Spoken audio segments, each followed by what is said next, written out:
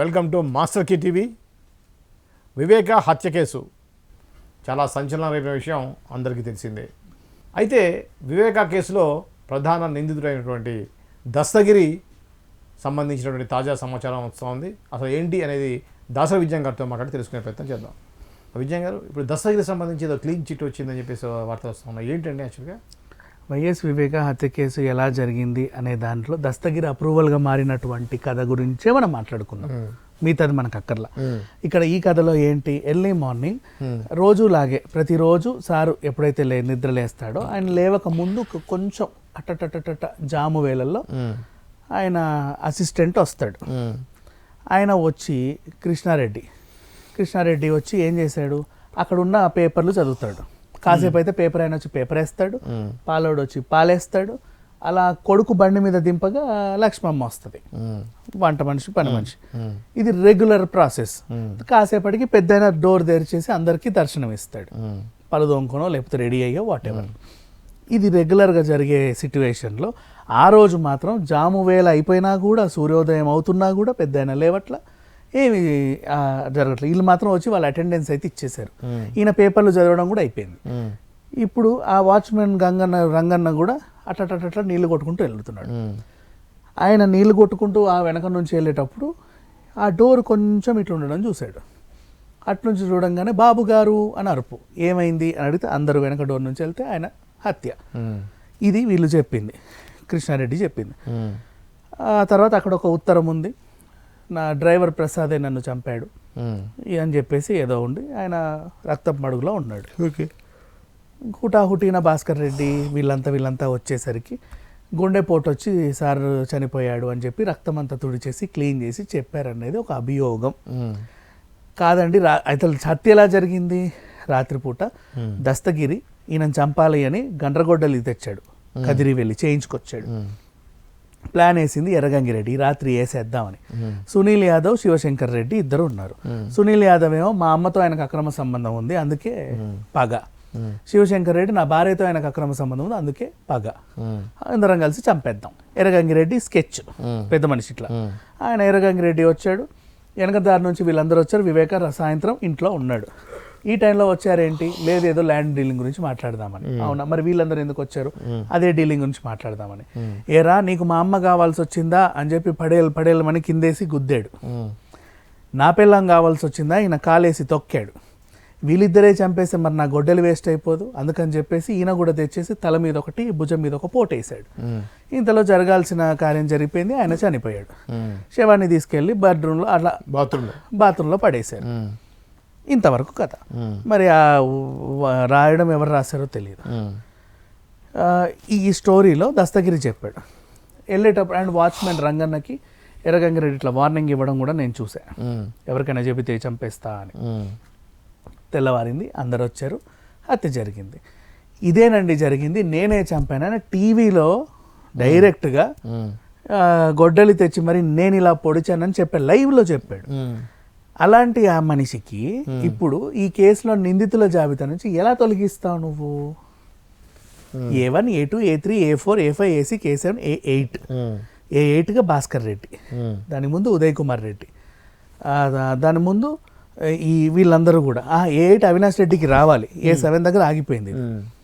ఉదయ్ కుమార్ రెడ్డి, ఇటు శివశంకర్ రెడ్డి, ఎర్రగంగిరెడ్డి, ఒక దస్తగిరి ఒక్కడు మైనస్, మిగతా వాళ్ళందరూ ఉన్నారు.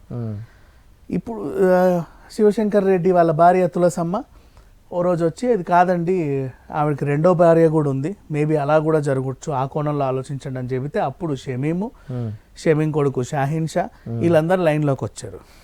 ఇటేమో ప్రసాద్ పేరుంది కదా ఏంటి అంటే, అవును ప్రసాద్ దగ్గర నువ్వు కార్ డ్రైవరు, నైట్ లాస్ట్ ప్రసాదే దింపాడు, నాతో కూడా ఫోన్లో మాట్లాడాడు, 8 కోట్లు తెస్తున్నా నీకు ఇస్తున్నా అని చెప్పాడు. ఇతని దగ్గర నుంచి లాస్ట్ వెళ్ళింది ప్రసాదే, కాబట్టి ఆయన మీద నాకు అనుమానం ఉందని వాళ్ళు ఇటేయడానికి. ఆ ప్రసాద్కి ఏమో లేదు, శివశంకర్ రెడ్డి ఫోన్ చేసి చెబితే, సునీత రెడ్డి వాళ్ళ హస్బెండ్ వీళ్ళంతా నర్రెడ్డి వాళ్ళు ఫోన్ చేసి చెబితే నేను అదేంటిది అక్కడ ఉన్నటువంటి ఫోన్ని తీసుకున్నాను అని ఈయన కృష్ణారెడ్డి చెప్పడం. లెటర్ దాయమంటే దాచానని కృష్ణారెడ్డి చెప్పడం. వీళ్ళేమో దాచమన్నారు, వాళ్ళేమో రక్తం తుడిచామన్నారు. ఎవరు చంపారు ఏంటనే తెలియదు, వాళ్ళ మీద వీళ్ళు, వీళ్ళ మీద వాళ్ళు. సరే సాగని కేసు, నష్టమేం లేదు, ఎన్నాళ్ళైనా సాగని. కాకపోతే నేనే నరికాను అని చెప్పిన మనిషి నిందితుడు కాదు అని ఏ కోర్టు తీర్పిస్తుంది? ఎలా తీర్పిస్తుంది? కోర్టుకు కావాల్సిందే విజువల్ ఎవిడెన్స్. విత్ ఎవిడెన్స్ ఉంది, విత్ ఎవిడెన్స్. తను నేను ఒప్పుకున్న వీడియోలు ఉన్నాయి. సరే నరికిన గండ్రగొడ్డలి లేదు, మెటీరియల్ ఎవిడెన్స్ లేదు, కానీ తను ఒప్పుకున్నటువంటి మెటీరియల్ ఎవిడెన్స్ ఉంది. వీడియోలో సాక్షిగా అన్ని ఛానల్స్లో, అన్ని యూట్యూబ్లలో ఉంది. అలా చెప్పినప్పుడు ఎలా ఇతనికి బెయిల్ ఇస్తారు? హౌ? ఇది పెద్ద క్వశ్చన్ మార్క్. మరి ఇప్పుడు మెల్లిమెల్లిగా జగన్కి ఏమన్నా ఉచ్చు బిగించుకుంటుందో తెలియదో చెప్పలేము. ఇకపోతే వైఎస్ వివేక హత్య కేసుకి కారణం కేసీఆర్ అని అక్కడ పులివెందుల్లో ఉన్నటువంటి ఏరియాలో ఉన్న జనాలు చెప్తున్నారు. అదెట్లా సాధ్యం?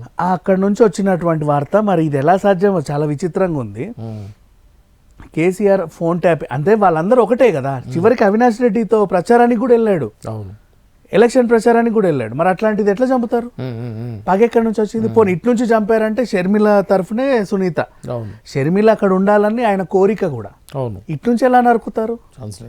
ఎటు చూసినా ఛాన్స్ లేదు. పోనా ఊరోడు నరికాడా అంటే ఆ ఊరోళ్ళందరూ ఆయన పరమ భక్తులు, నో ఛాన్స్. వాళ్ళందరూ చాలా మంచి చేస్తున్నాడు ఆయన, ఏదొచ్చినా తీర్చేవాడు ప్రజల్లో, అదొకటి ఉంది. సో ఇప్పుడు ఏంటంటే ఈటల రాజేందర్ ఎట్లయితే నువ్వు నావోడివి కాదు అని ఫోన్ ట్యాపింగ్ చేసి తెలుసుకున్నాడో, అలాగే ఈ సరదాగా ఏపీ వాళ్ళ ఫోన్ ట్యాపింగ్లు చేశాడు. మరి జగన్ కోరితే చేశాడో కోరకుండా చేశాడో ఎందుకు చేశాడో తెలియదు.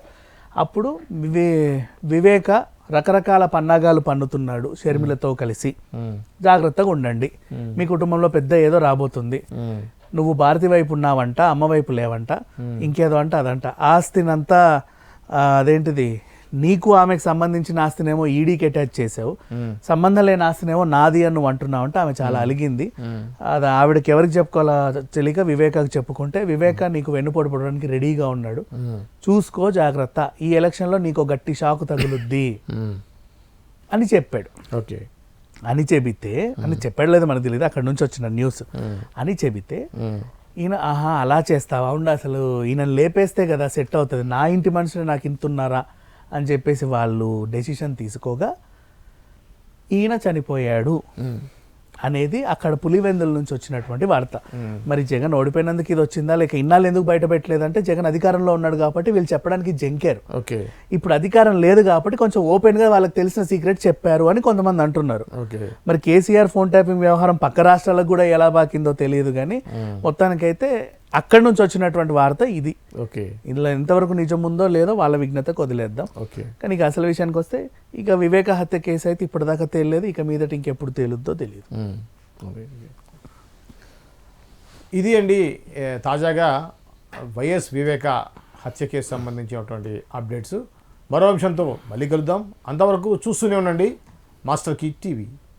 Master Key TV, please like, share and subscribe Master Key TV.